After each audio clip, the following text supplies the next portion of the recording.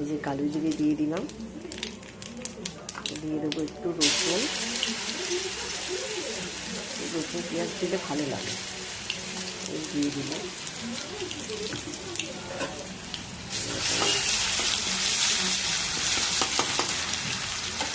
বেশি পুড়ে যায় তাড়াতাড়ি রসুনটা। দিয়ে দিলাম পেঁয়াজ।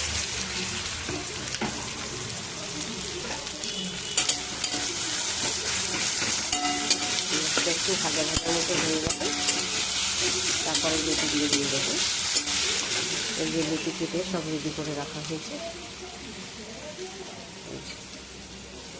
পেঁয়াজটা একটু ভাজা ভাজা করে, পেঁয়াজটা ভাজা ভাজার মতো হয়ে এসছে। এবার লতিগুলো সব দিয়ে দেবো। এটা ঢাকা দিয়ে দিয়ে করতে হয়, একটু ঢাকা দিয়ে দিয়ে করলে ভালো হয়, কেন লতিটা তো মজতে একটু সময় লাগবে। লতি ভালোবাসি বলে লতি নিয়ে এসছে। কাটতে গিয়ে কালঘাম ছুটে গেছে। সারাদিন অফিস করে এসে লুটি ছোলা ওনাটা যোগ, এবার শুধু খাওয়া বাকি। ঘেমে ঠেমে একটা অস্থির হয়ে গেল আর লতি করতে গিয়ে।